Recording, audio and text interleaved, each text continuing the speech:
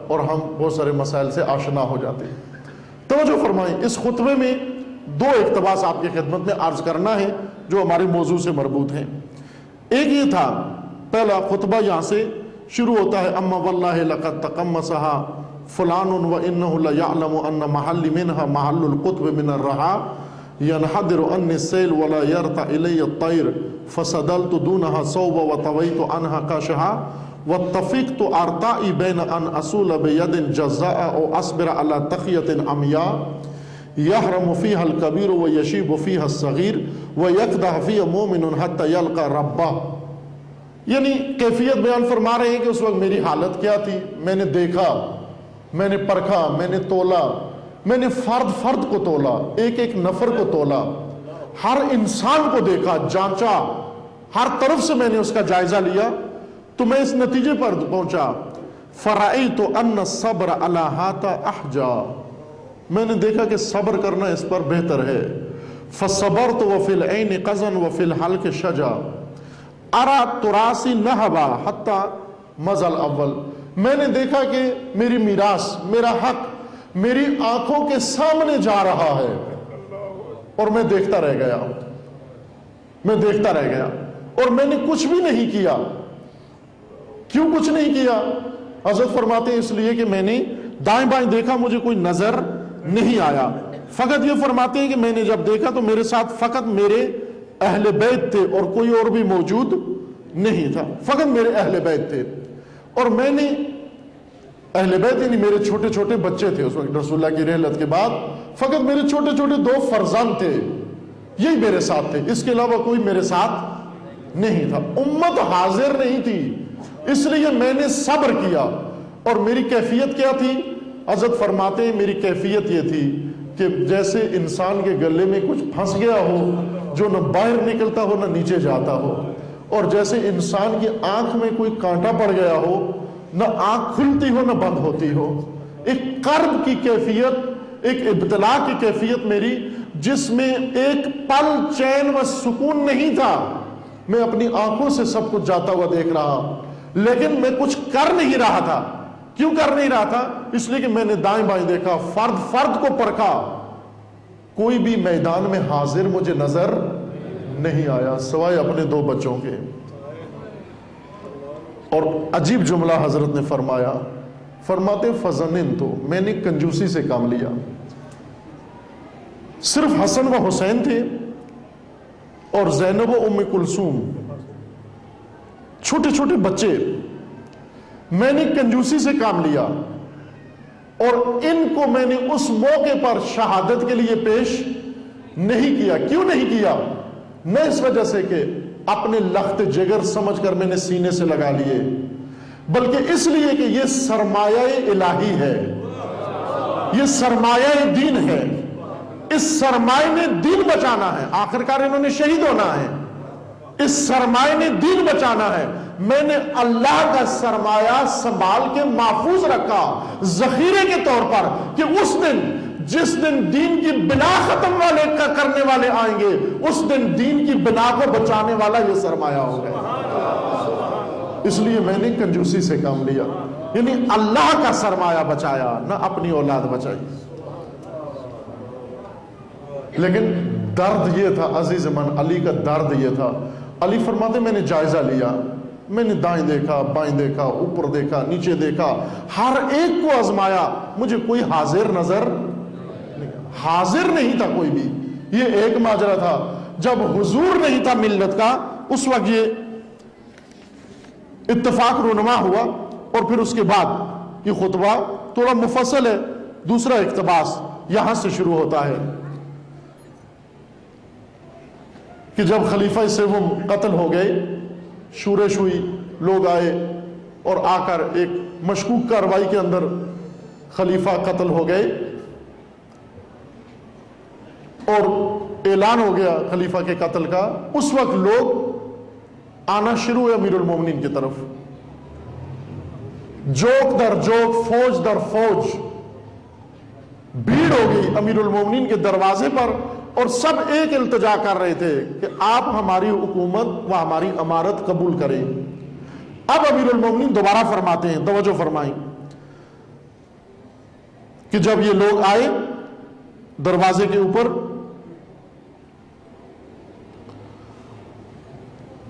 فما رعانی الا والناس کعوف الضبع الی ینسالون علی من کل جانب حتی لقد وطی الحسنان وشق اطفایا مجتمعین حولی کربیزت الغنم فلما نحست بالامر نقص طائفۃ. یعنی یہ بیان فرمایا کہ اتنا رش تھا میرے در پر انہی لوگوں کا جو کبھی بھی مجھے اپنے سامنے میدان میں حاضر نظر نہیں آئے. رسول اللہ کی رحلت کے بعد یہ غائب تھے، ہر موقع پر یہ غائب تھے. میں حاضر تھا، یہ غائب. اس لیے میں نے کسی موقع پر ان کی حکومت قبول نہیں کی، ان کے اوپر حکومت کرنے کو میں نے قبول نہیں کیا. لیکن آج میں چاہتا نہیں ہوں حکومت پھر قبول کرنا، لیکن ان کے آنے نے اب مجھے مجبور کر دیا ہے، ان کے آنے نے مجھ پر اتمام حجت کر دی ہے. اب میں ان کی حکومت قبول کر رہا ہوں. حضرت اسی خطبہ نمبر 3 میں فرماتے ہیں اما والذی فلق الحبۃ وبرأ النسمہ.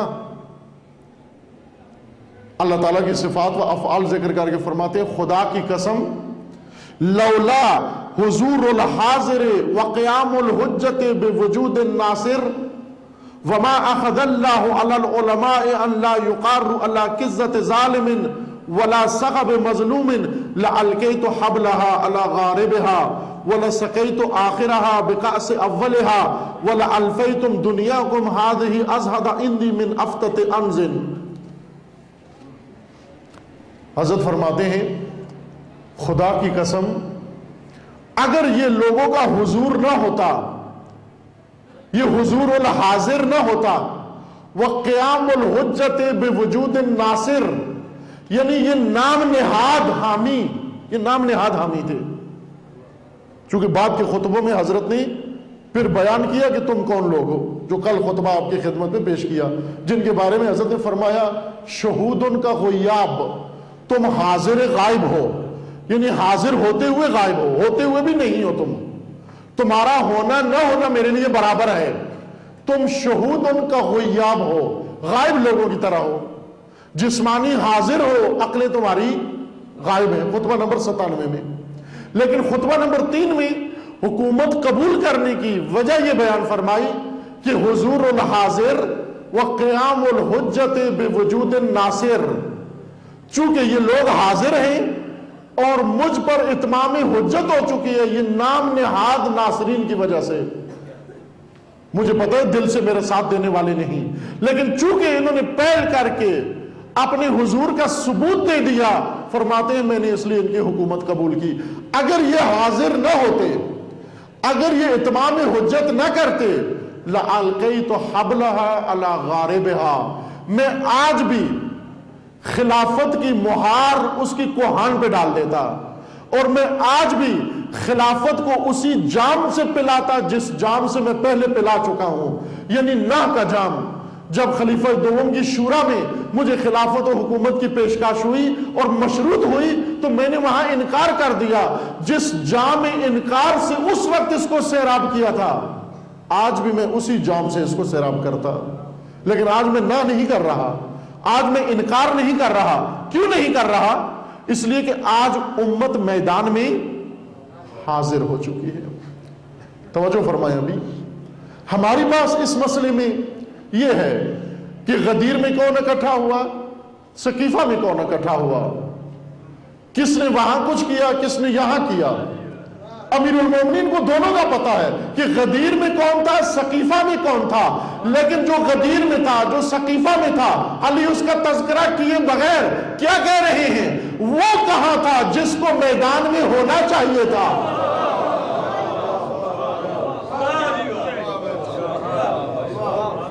فرمایا وہ غائب طبقہ کہاں ہے.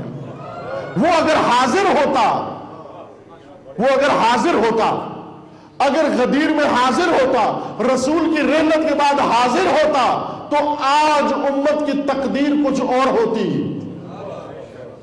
آج امت کی حالت کچھ اور ہوتی.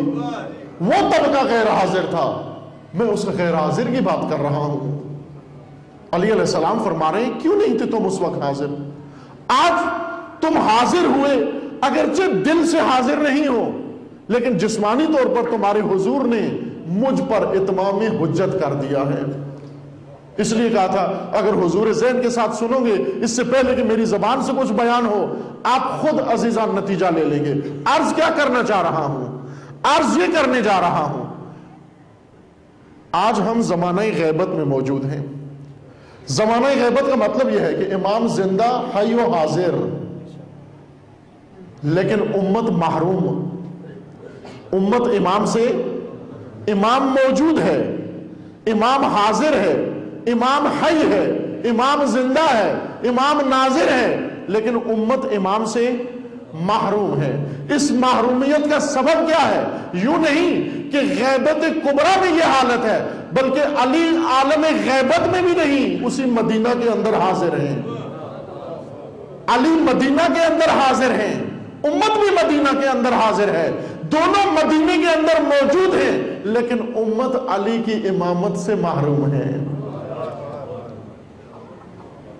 امت علی کی امامت سے محروم ہے.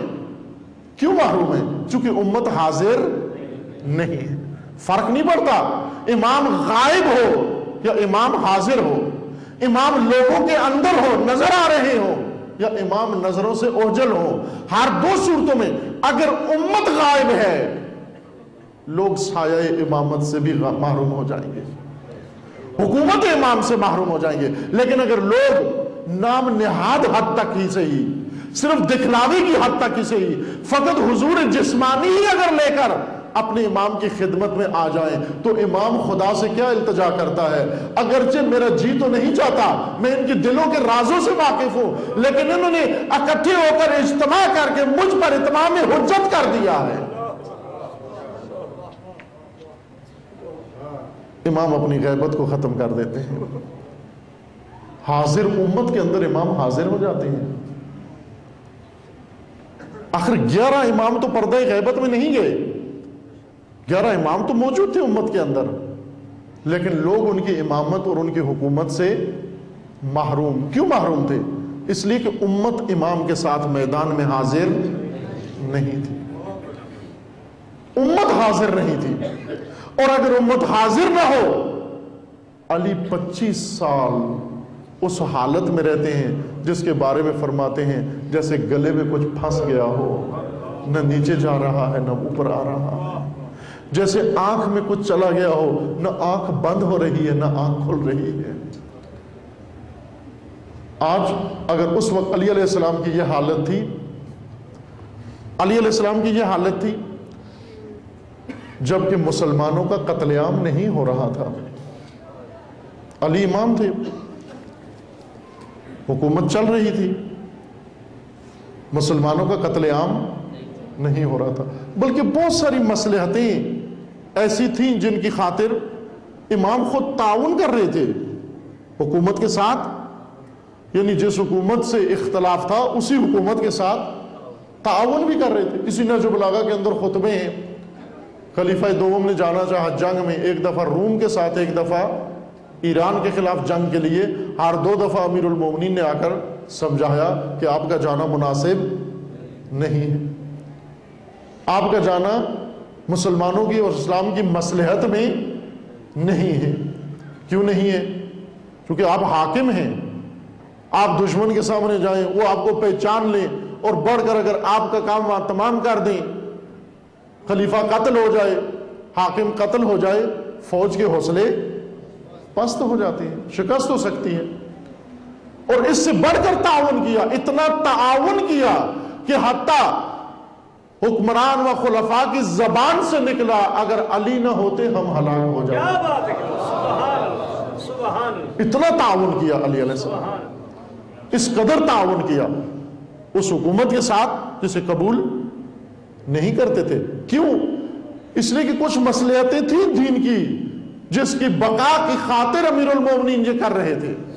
عزیز من، اس کے باوجود علی یہ فرماتے ہیں کہ میری یہ حالت ہے کہ گویا گلے میں کچھ پھنسا ہوا ہو، گلے میں کچھ پھنسا ہوا ہو، نہ نیچے جا رہا ہے نہ باہر آ رہا ہے. یعنی تکلیف و کرب کا میرا عالم یہ ہے. عزیز من، اگر علی اس وقت وہ حالات دیکھ کر اپنی یہ کیفیت بیان کر رہے ہیں تو آج یہ لاشیں دیکھ کر آپ کے امام کی کیا حالت ہوگی، امام زمانہ کی کیا حالت ہوگی، امام زمانہ کن الفاظ میں اپنا کرب و اضطراب بیان کرے کہ آج جب میں اس امت کی حالت دیکھتا ہوں، ان مظلوموں کو دیکھتا ہوں، یہ کٹی ہوئی لاشیں دیکھتا ہوں، یہ تفرقہ دیکھتا ہوں، یہ تشدد دیکھتا ہوں، یہ الگ الگ راہیں دیکھتا ہوں، اور یہ امت کو غیر حاضر دیکھتا ہوں، تو امام زمان کیا فرماتے ہوں گے؟ میری کیا حالت ہو رہی ہے آج؟ اور علی علیہ السلام اس حالت کا ذمہ دار کس کو سمجھتے ہیں؟ ان کو نہیں سمجھتے جو ادھر تھے یا ادھر تھے، ذمہ دار ان کو سمجھتے ہیں جنہیں میدان میں ہونا چاہیے تھا لیکن حاضر نہیں۔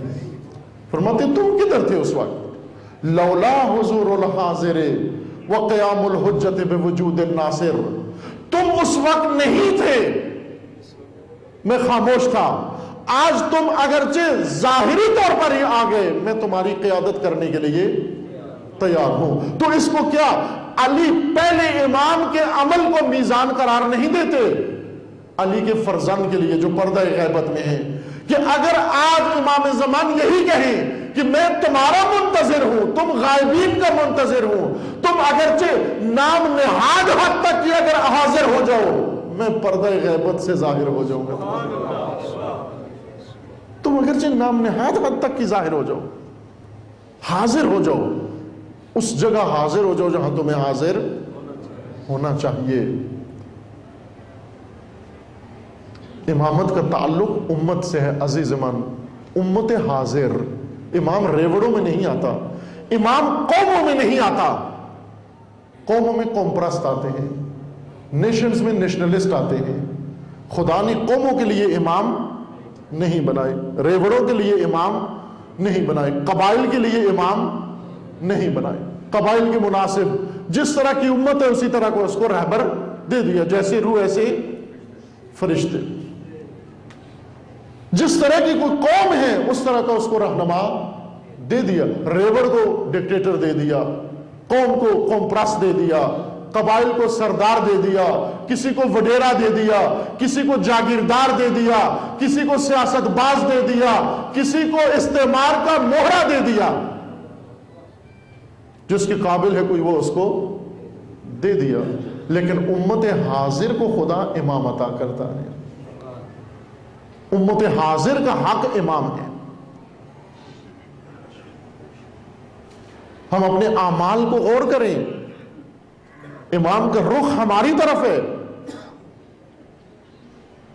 ہم التجا کرتے ہیں، تمنائیں کرتے ہیں، الاجل کی دعائیں مانگتے ہیں، ایک دفعہ سنیں تو صحیح کہ وہ کیا مانگتے ہیں، موقع تو دیں۔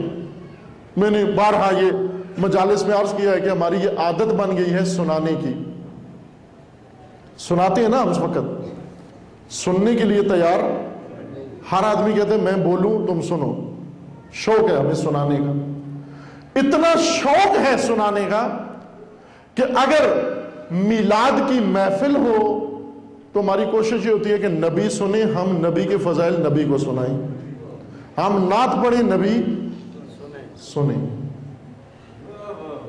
تھوڑی دیر کے لیے چپ نہیں ہوتے کہ میلاد نبی میں مولود کو بھی تھوڑا سا بولنے کا موقع دیا جائے، تھوڑا سا مولود بھی بولے۔ ہم علی کی مجلس کرتے ہیں، ہماری کوشش ہوتی ہے علی بیٹھے میں فضائل علی بیان کروں، علی بھی سنیں، اور یہ علی کو موقع نہیں دیتے کہ اپنی مجلس میں 2 منٹ خود بھی بولے آ کر۔ ہم حسین کی مجلس برپا کرتے ہیں، سید الشہداء کی مجلس برپا کرتے ہیں، اور کوشش یہ ہوتی ہے میں پڑھوں حسین سنیں، 2 منٹ کے لیے چپ نہیں ہوتے کہ حسین بولے اور میں سنوں۔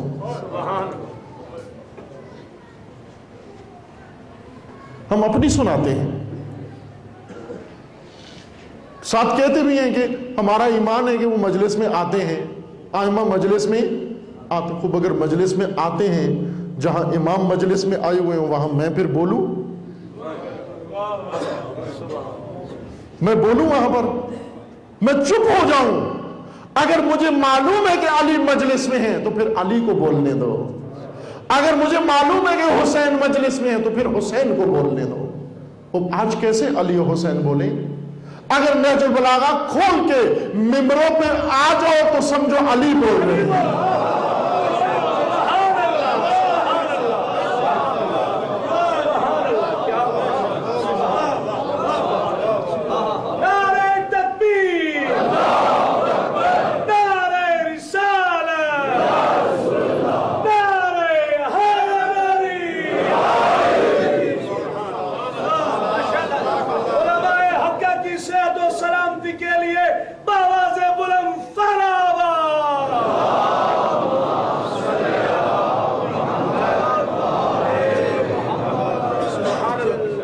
حدیث ہے حضرت امام صادق علیہ السلام سے،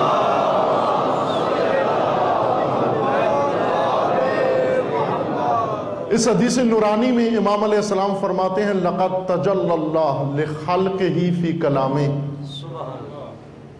وہ نورانی حدیث ہے، ہر قول کی طرح جو امام کا نورانی قول ہے یہ حدیث بھی بڑی نورانی حدیث ہے۔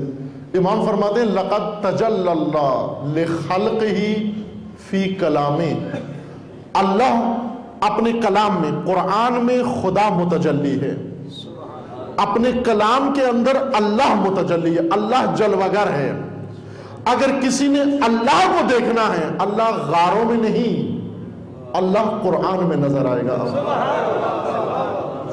اللہ اپنے کلام میں جلوگر ہے، اسی قرآن میں خدا جلوگر ہے، خدا کی تجلی ہے قرآن کے اندر۔ اور یہ قانون فقط خدا کے ساتھ مخصوص نہیں ہے، بلکہ ہر متکلم، ہر بولنے والا اپنے کلام میں جلوگر ہوتا ہے، ہر بولنے والا اپنے کلام میں جلوگر ہوتا ہے۔ اور کلام کا موضوع ہے، مثلا اللہ کا کلام ہے، بات فرعون کی ہو رہی ہے، بات اللہ کر رہا ہے، کلام اللہ کا ہے، موضوع فرعون ہے، کلام اللہ کا ہے، موضوع شیطان ہے، کلام اللہ کا ہے، موضوع قارون ہے، کلام اللہ کا ہے، موضوع ابو لہب ہے۔ سورہ ابو لہب میں بھی خدا متجلی ہے اور سورہ اخلاص میں بھی خدا متجلی ہے۔ اگرچہ ایک جگہ موضوع توحید ہے، دوسری جگہ موضوع ابو لہب ہے، یہ نہ دیکھو موضوع کیا ہے، یہ دیکھو کون جلوگر ہے۔ خدا فرق نہیں پڑتا، خدا اپنی توحید بیان کرے تو بھی خدا جلوگر ہے، اور خدا اگر اپنے دشمن کا تذکرہ کرے تو بھی اس کلام میں خدا جلوگر ہے۔ کلام کا ایک موضوع ہوتا ہے اور ایک متکلم کلام ہے۔ موضوع جلوگر نہیں ہوتا، جس کے بارے میں کلام ہو وہ کلام میں جلوگر نہیں ہوتا۔ سورہ لہب میں ابو لہب جلوگر نہیں ہے، اگرچہ ساری سورہ ابو لہب کے بارے میں ہے، اس کی بیوی کے بارے میں ہے، لیکن جلوگر خدا ہے وہاں پر بھی۔ جس موضوع کے بارے میں کلام ہو وہ موضوع جلوگر نہیں ہوتا۔ یہ قانون ہے، اور یہ قانون اللہ کے ساتھ مخصوص نہیں، ہر متکلم کے بارے میں ہے۔ ہر متکلم اپنے کلام میں جلوگر خود ہوتا ہے۔ اب اس بنیاد پر اگر کوئی آئے اللہ کی حمد لکھتا ہے، شعر کا ایک حصہ، ایک صنف کا نام ہے حمد، جس میں ثناء خدا کی جاتی ہے، اس کلام کو، اس شعری کلام کو حمد کہتے ہیں۔ جس میں ثناء رسول کی جائے اس کو نعت کہتے ہیں، اور جس میں ثناء اہل بیت و اولیاء خدا کی جائے اسے قصیدہ کہتے ہیں، منقبت کہتے ہیں۔ یہ منقبت اور قصیدہ ہے۔ اور جس میں مصائب بیان کیا جائے، رسا بیان کی جائے، اس کو مرثیہ کہتے ہیں۔ خوب آپ دیکھیں، یہ کلام شعراء کا ہے، منبر پہ خطیب بولتا ہے، موضوع خطیب کا جو بھی ہو، جس بارے میں بول رہا ہو، اپنے کلام میں خود خطیب جلوگر ہوتا ہے۔ جس بارے میں بول رہا ہے وہ موضوع جلوگر۔ شاعر جب حمد لکھتا ہے، اس کی حمد میں اس کی عقیدت جلوگر ہے، خدا جلوگر نہیں ہے۔ جب شاعر نعت لکھتا ہے، اس کی نعت میں شاعر کی عقیدت جلوگر ہے، رسول کی حقیقت جلوگر نہیں ہے۔ جب شاعر قصیدہ لکھتا ہے، ربائی لکھتا ہے، تو اس شعر و قصیدہ اور ربائی کے اندر اس کی عقیدت جلوگر ہے، علی جلوگر نہیں ہے۔ علی موضوع ہے اس کلام کا، اور موضوع جلوگر نہیں ہوتا، اس حدیث کے مطابق متکلم جلوگر ہوتا ہے۔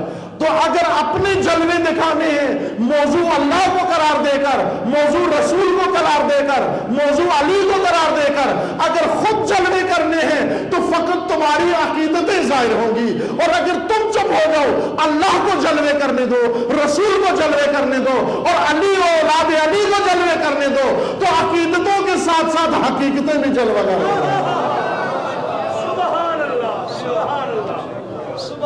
تمہیں حقیقتیں بھی سمجھ میں آ جائیں گی۔ بولنے دو، جب علی بولیں گے تو حقیقت بھی نمایاں ہو جائے گی، ہم بولیں گے فقط عقیدت سامنے آئے گی۔ اگر میں ساری رات بولتا رہوں عقیدت سے زیادہ کسی چیز کا اظہار نہیں کر سکتا، لیکن علی کا ایک جملہ اگر آ جائے پوری کائنات کی حقیقت کھول کے سامنے آ جائے۔ میں ساری رات بیٹھ کر نعت رسول پڑھتا رہوں، فقط عقیدت رسول کی بارگاہ میں پیش کر رہا ہوں، عقیدت پیش کر رہا ہوں۔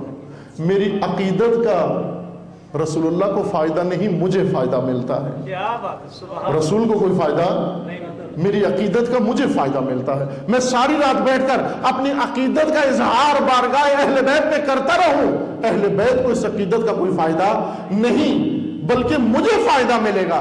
لیکن اگر ایک جملہ ان کی زبان مبارک سے ادا ہو جائے اور اس میں حقیقت نمایاں ہو جائے، میری دنیا و آخرت سنور سکتی ہے۔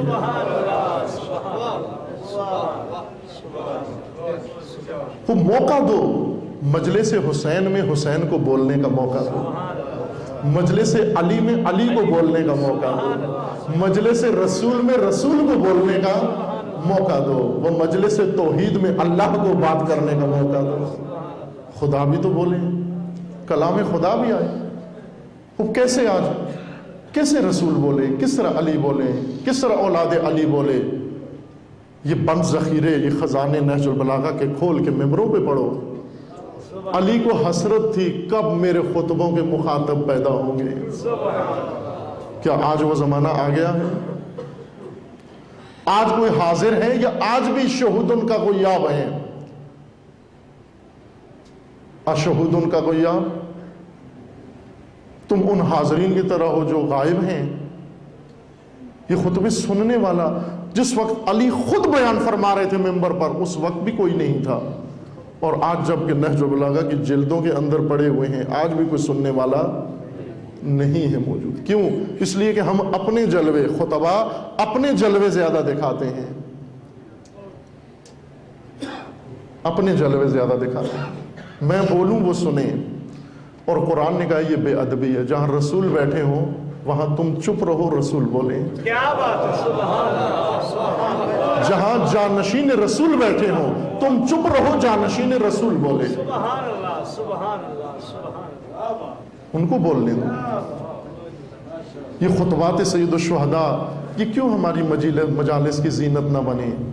یہ خطبات علی کیوں مجالس کی زینت نہ بنے؟ خدا شاہد ہے، اگر نہج البلاغہ مجلسوں کی زینت بنی ہوتی، آج امت حاضر ہو چکی ہوتی، اور امت حاضر کا امام بھی ظاہر ہو چکا ہوتا، اور آج کائنات کا نقشہ کچھ اور ہوتا، بدل چکا ہوتا۔ اور یہ نقشہ بدلنا چاہیے، اب وقت آ گیا ہے، اس دنیا کا نقشہ بدلنا چاہیے۔ شیطان نے اعلان کیا ہے، آپ دیکھیں کہہ رہا ہے میں نے دنیا کا نقشہ بدلنا ہے، مشرق وسطیٰ کا نقشہ بدلنا ہے، مڈل ایسٹ کا نقشہ بدلنا ہے، عالم اسلام کا نقشہ بدلنا ہے۔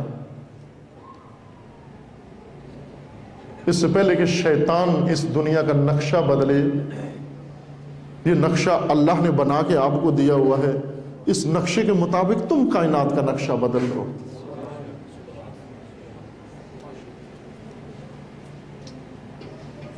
اور جب ہم غائب ہوں گے دوسرے حاضر ہو جائیں گے۔ کیوں بنو امیہ حاضر ہو گئے؟ چونکہ پیروان امامت غائب تھے۔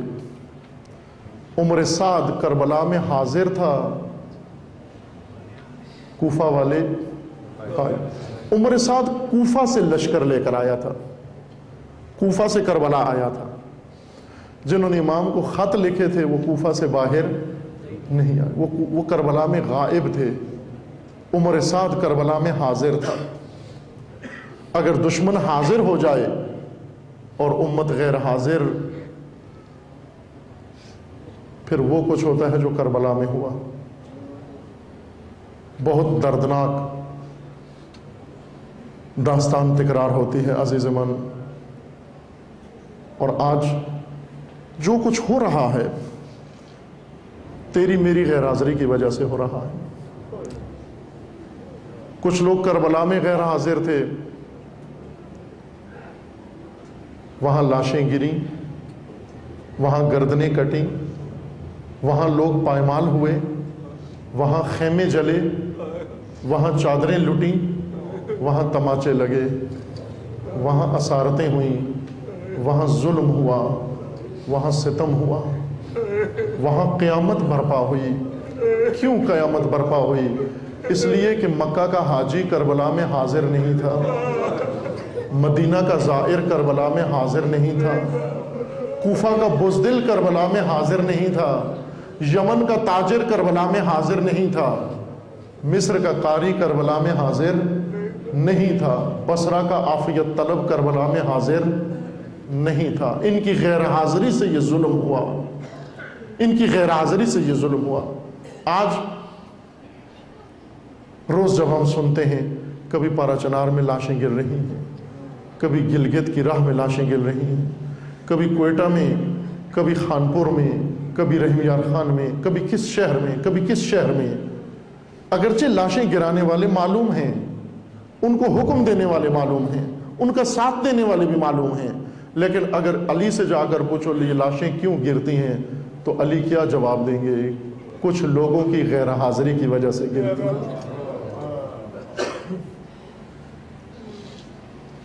جب امت غیر حاضر ہوتی ہے قاتل حاضر ہو جاتا ہے. جہاں امت غیر حاضر ہوتی ہے دشمن حاضر ہو جاتا ہے. جہاں کوفی غیر حاضر ہوتا ہے عمر سعد حاضر ہو جاتا ہے، شمر حاضر ہو جاتا ہے. اس دور کے شمر، اس دور کے خولی، اس دور کے عمر سعد، اس دور کے سنان کیوں حاضر ہو گئے؟ ہماری غیبت کی وجہ سے حاضر ہو گئے. ہم حاضر نہیں ہیں عزیز من. اور یہ حضور علی کو 25 سال دردناک محرومیت کا شکار کرتا ہے. یہ حضور حسن مجتبیٰ کو تنہا کر دیتا ہے. یہ غیبت حسن مجتبیٰ کے جگر کے ٹکڑے کر دیتی ہے، اور یہ غیبت سید الشہداء کو مظلومیت کے ساتھ قتل کرا دیتی ہے.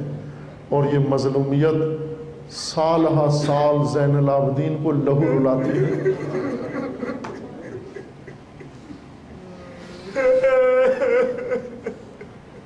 اس غیبت سے باہر آؤ، حضور پیدا کرو.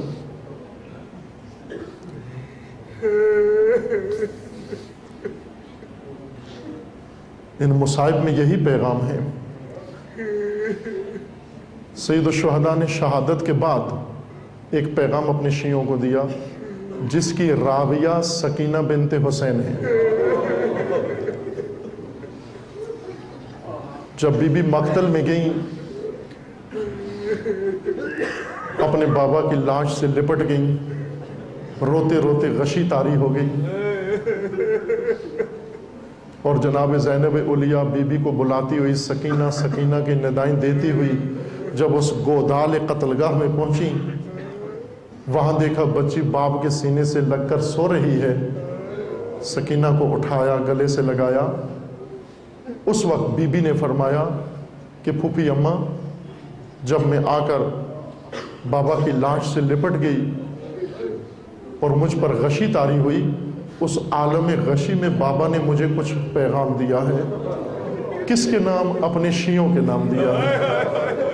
شیعتی ما ان شربتم ماء عذب فاذکرونی. اے میرے شیعوں، جب ٹھنڈا پانی پیو تو مجھے یاد کر لو.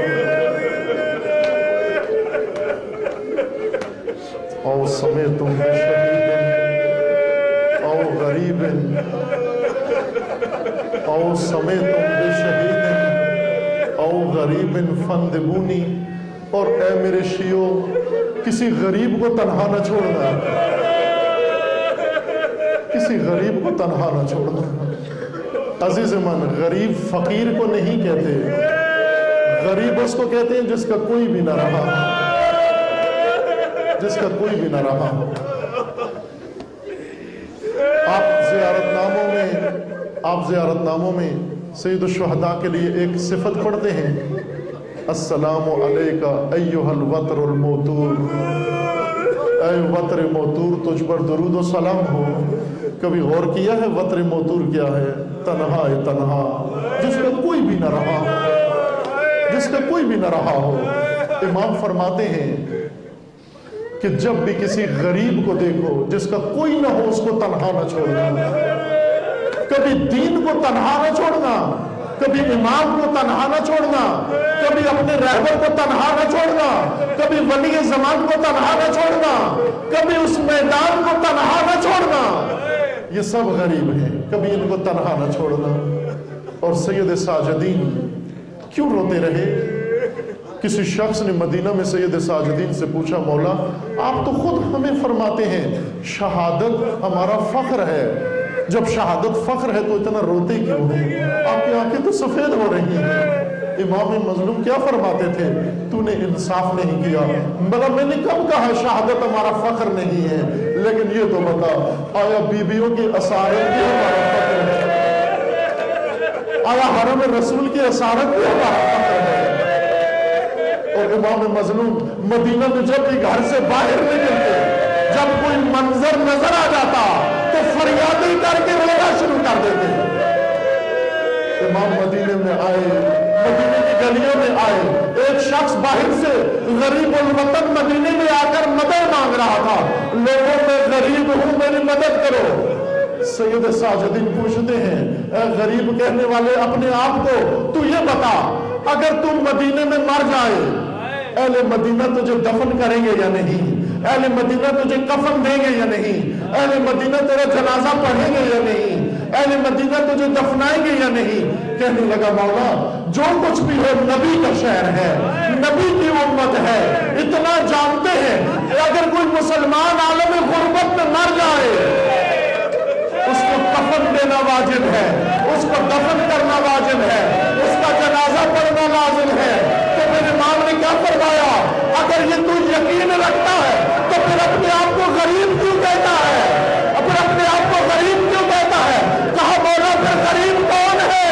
رخ کیا کربلا کا، میرا سلام ہو، میرا درود ہو اس تشنہ دہن پر، مذبوح بالکفا پر، اس پائمال لاشا پر، اس کچی گردن پر، جس کو دفن نہیں کیا گیا، جس کو ریت کا کفن دیا گیا، جس کی لاش کو پائمال کیا گیا، میرا درود ہو اس پر، میرا درود ہو اس پر۔ اجرکم ربکم، اجرکم ربکم، جزاکم ربکم، جزاکم ربکم۔ ایک شب کربلا میں حاضر ہوتے، ایک شب کربلا میں حاضر ہوتے، ایک شب کربلا میں حاضر ہوتے۔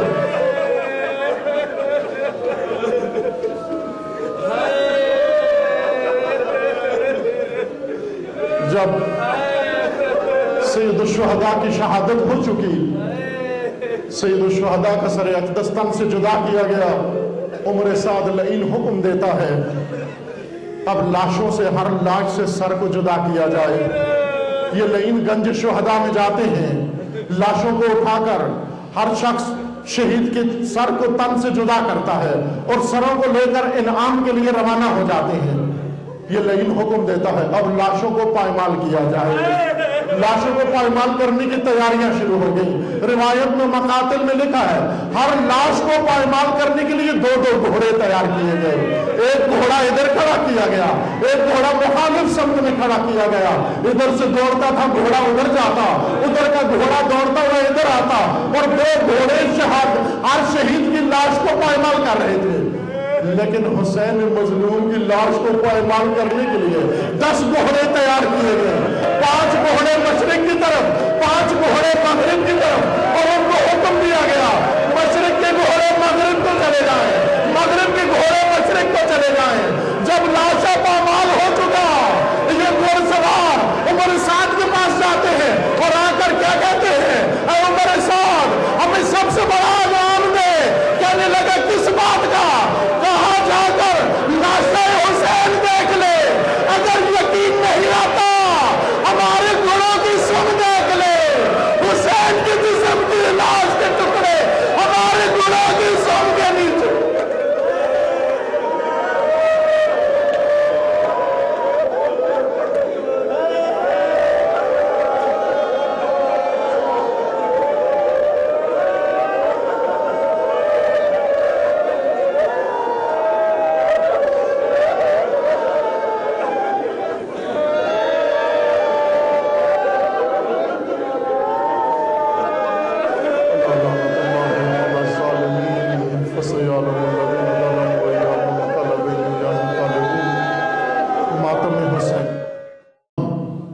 حاضر جن کی امت غیر حاضر ہے،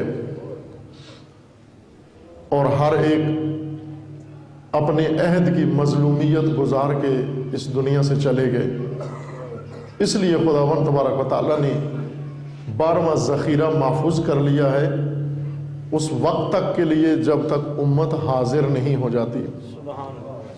اس وقت امام حاضر بھی امت کے اندر حاضر ہو جائیں گے، ظاہر ہو جائیں گے۔ امام نے ظاہر ہونا ہے، امت نے حاضر ہونا ہے۔ امام امت کے لیے ہوتا ہے عزیزان۔ یہ عزیز ہمارے جوان ایک نعرہ لگاتے ہیں، اور بعض اہل علم ہمیشہ چونکہ اہل علم ہیں علمی دقتیں کرتے ہیں اور علمی دقائق تلاش کرتے ہیں، اور علمی دقائق میں بسا اوقات کھو جاتے ہیں اور واضحات بھی سمجھ میں نہیں آتی۔ بعض چیزیں عوام کو سمجھ میں آ جاتی ہیں، اہل علم کو سمجھ میں نہیں آتی۔ ہوتا ہے کبھی کبھی ایسے بھی۔ جوانوں کا ایک تربیتی ورکشاپ تھا، اس میں ایک جوان جو یوں کہ تازہ مسلمان جوان، وہ جوان جو جوانی کی عمر میں غفلت کی زندگی گزار رہا ہوتا ہے، بائی برتھ بایولوجیکل مسلمان ہوتا ہے، چونکہ ماں باپ مسلمان تھے لہٰذا یہ بھی مسلمان ہے، یہ بایولوجیکل مسلمان ہے۔ یہ بایولوجیکل مسلمان کچھ عرصہ ہوا تھا آئیڈیالوجیکل مسلمان بنا، تھوڑا سا عرصہ ہوا، شاید کہیں 1 سال بھی نہیں گزرا تھا۔ یہ ایک اہل علم کے ساتھ آئے، یہ جوان، وہ بزرگ اہل علم آئے اور انہوں نے آ کر کہا کہ یہ جوان ہیں اور ان کے ولایت فقیہ کے بارے میں کچھ شبہات ہیں، تو آپ ان کے شبہات سنیں اور ان کا جواب دیں۔ وہ جوان فوراً بولا کہ آغا صاحب میرا کوئی شبہ نہیں ہے، میرے لیے کلیئر ہے، آپ کے شبہات ہیں، آپ اپنے شبہات دور کر لیں، میرے لیے کوئی شبہ موجود نہیں ہے، مجھے بات سمجھ میں آ گئی ہے، مجھے معلوم ہو گیا ہے کہ اللہ کا بنایا ہوا نظام ہے ہی ولایت ہے، وہ خود بھی ولی بن کر اللہ ہے، اس کا رسول بھی ولی ہے، اور رسول کا جانشین بھی ولی ہے، اور امام معصوم کا جانشین بھی ولی ہے۔ کہا مجھے تو ولایت سمجھ میں آ گئی ہے، آپ کے شبہات ہیں، آپ اپنے شبہات برطرف کر لیں۔ ہو جاتا ہے بعض اوقات عوام کو بات سمجھ میں آ جاتی ہے لیکن اہل علم کو سمجھ میں نہیں آتی، چونکہ وہ پیچیدگیوں میں پڑ جاتے ہیں اور پیچیدہ راستوں سے جانا چاہتے ہیں اور پیچیدہ گلیوں میں بعض اوقات کھو جاتے ہیں۔ لیکن اہل علم دقیق ہوتے ہیں، مطالعہ کر کے تسلی کر کے تصدیق کرتے ہیں۔ عوام خوب جب ان کو حق نظر آ جائے پیچیدگیوں میں پڑے بغیر اس پہ ایمان لے آتے ہیں۔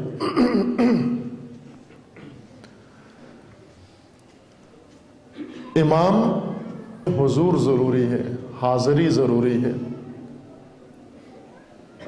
اور اسی طرح ہادیان الہی ان کی ہدایت بھی حضور پر موقوف ہے کہ انسان حاضر ہو۔ حضور کے درجے اور مرتبے ہیں، حضور ذہن، حضور دل، حضور جسم اور حضور امت، حضور ملت۔ بہت سارے میدان ہیں حضور کے، ان میں سے ایک جہاد ہے۔ امیر المومنین جہاں حاضر ہیں خود، وہاں پر سپاہ امیر المومنین حاضر نظر نہیں آتی۔ میدان جہاد خالی ہے امت سے، امت غیر حاضر ہے۔ اس لیے اپنے پیروکاروں کو اور اپنی سپاہ کو، فوج کو خطاب کر کے فرماتے ہیں کہ مجھے یقین ہے، میں قسم کھاتا ہوں اس پروردگار کی جس کے قبضہ قدرت میں میری جان ہے، ان قریب اہل شام تم سے حکومت و اقتدار چھین لیں گے۔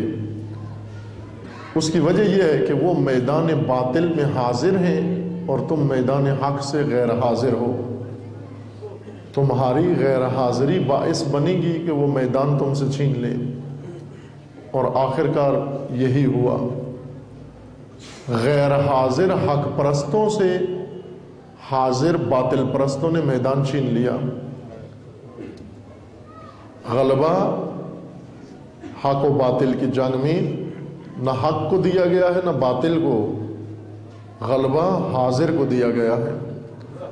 اگر باطل حاضر ہو گیا وہ غلبہ پا لے گا، اور اگر پیروان حق موقع پر حاضر ہو گئے وہ غالب آ جائیں گے. یوں نہیں ہے کوئی یہ سمجھ بیٹھے کہ ہم حق پر ہیں بس ہر قیمت پر غلبہ ہمارا حق ہے.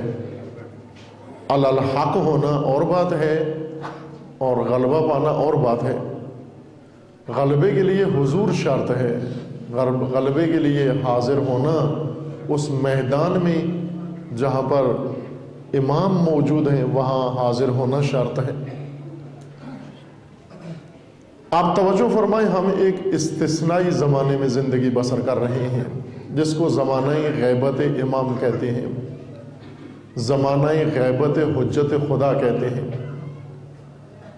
کیوں حجت خدا غائب ہے؟ خدا کسی امام کو غائب رہنے کے لیے امام نہیں بناتا، حکمت نہیں ہے. امام غائب رہنے کے لیے امام نہیں بنایا جاتا. پھر کیوں ایسے ہوا؟ امام بنا دیا، حجت اپنی بھیج دی، لیکن اس کو پھر امت سے دور بھی کر دیا. اس لیے کہ خدا نے امام بنایا امت کے لیے. اگر امام حاضر ہو امت حاضر نہ ہو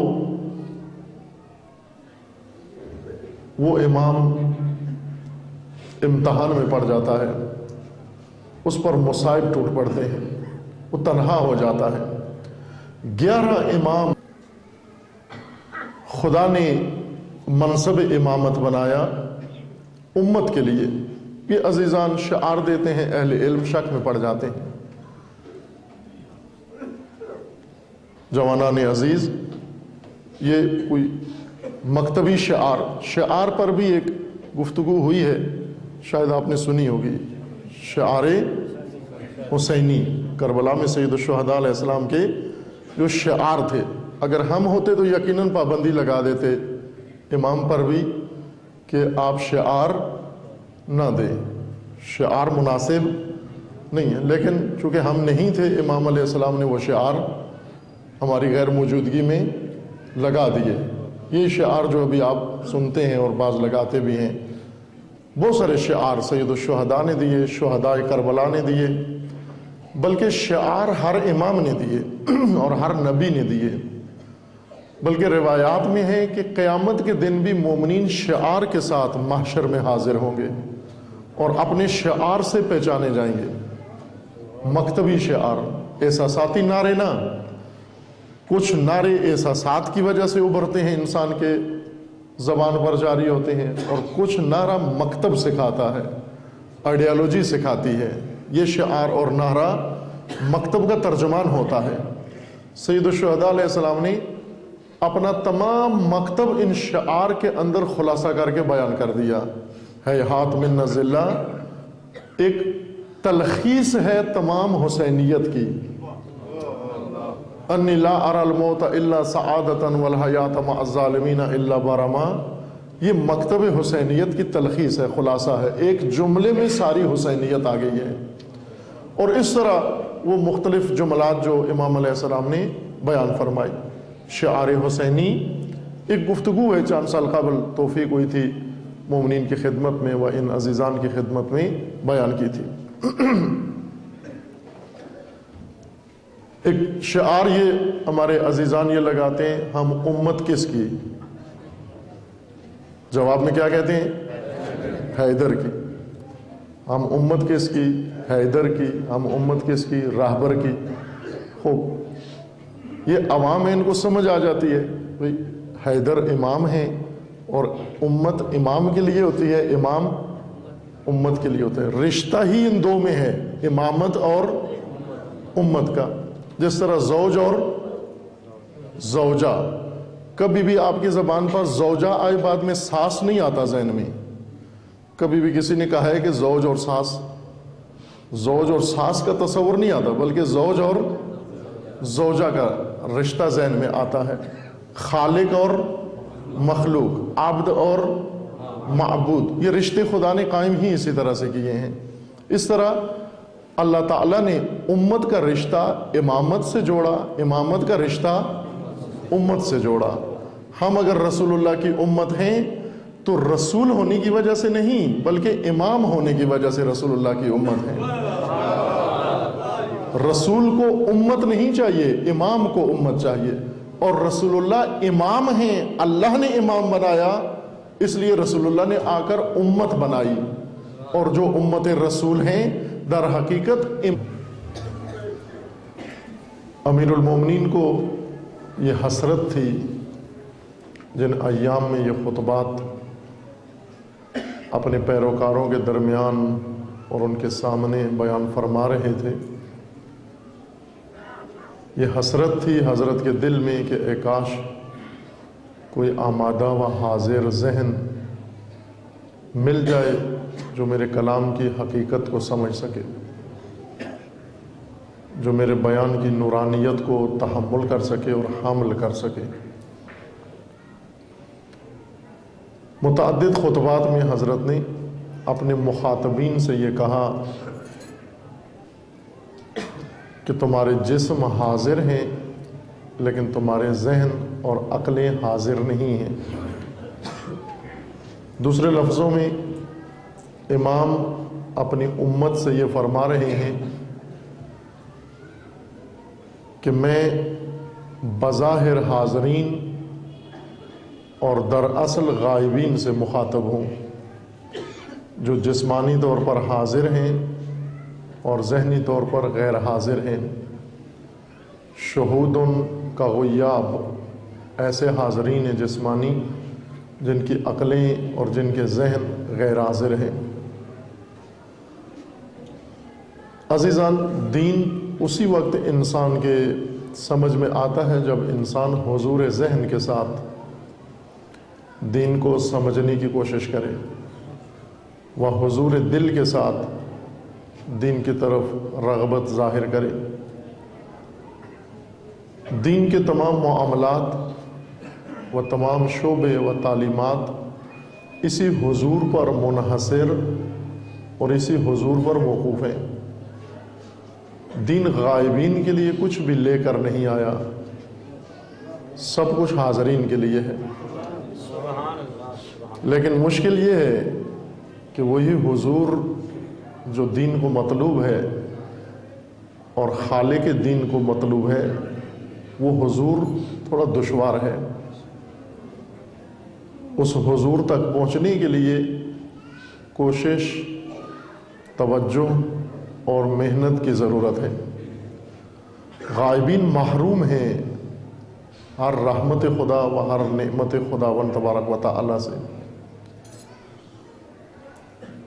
انسان کی ہدایت کے لیے خدا نے جو سامان مہیا کیا ہے ہدایت کا، منشور ہدایت و ہادیان خداوند تبارک و تعالی کی جانب سے، وہ سب حضور کے متقاضی ہیں. قرآن حاضرین کی سمجھ میں آتا ہے، غائبین سے کچھ بات نہیں کرتا.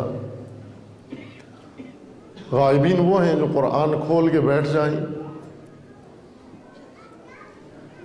جسم قرآن کے سامنے ہو، جلد قرآن کی ان کے روبرو ہو، لیکن ان کا ذہن قرآن سے دور ہو.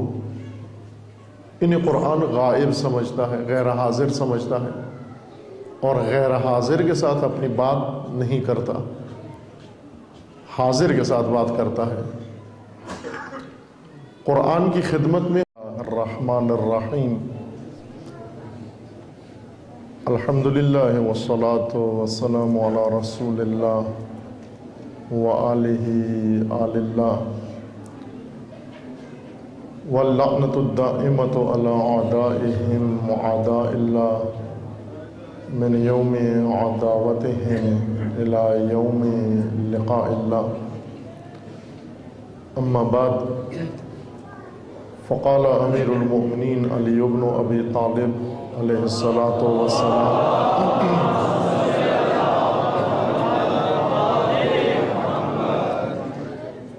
الایمان علی اربع دعائم علی الصبر والیقین والعدل والجہاد والصبر منها على اربع شعب على الشوق والشفق والزهد والترقب. فمن اشتاق إلى الجنة سلا عن الشهوات ومن أشفق من النار اجتنب المحرمات ومن زاهد في الدنيا استهان بالمصيبات ومن ارتقب الموت سارع إلى الخيرات. درود پڑھیے محمد و آل محمد.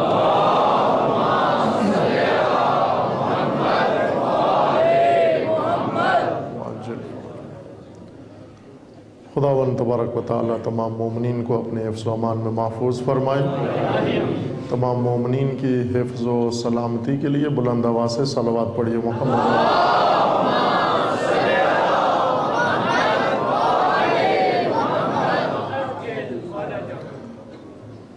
امیر المومنین علیہ الصلاۃ والسلام کا قول نورانی نہج البلاغہ کے تیسرے حصہ سے حکمت نمبر 30 آپ کی خدمت میں سرنامہ سخن قرار دیا ہے، جس میں حضرت سے سوال کیا گیا ایمان کی حقیقت کیا ہے. اس سوال کے جواب میں فرمایا ایمان کے 4 رکن ہیں. پہلا رکن صبر ہے، دوسرا یقین ہے، تیسرا عدل ہے، چوتھا جہاد. اور پھر صبر کے 4 شعبے ذکر فرمائے، یقین کے 4 شعبے ذکر فرمائے، عدل و جہاد کے، اور پھر اس کے بعد ایمان کے مقابلے میں کفر کے ارکان و کفر کے ستون ذکر فرمائے، اور ہر ستون کے 4 شعبے کفر کے بارے میں. ایک مفصل حکمت ہے، ایک خطبے کی حد تک، جسے جناب سید رضی نے نہج البلاغہ کے تیسرے حصے میں ذکر کیا ہے و درج کیا ہے. پہلا حصہ خطبات کا ہے، دوسرا حصہ مکتوبات کا ہے، و تیسرا حصہ مختصر کلمات یا مختصر حکمتوں کا ہے. ان خطبات اور حکمتوں کے معنی سمجھنے کے لیے ایک شرط ہے، اور وہ حضور ہے، حضور دل، حضور ذہن و حضور فہم.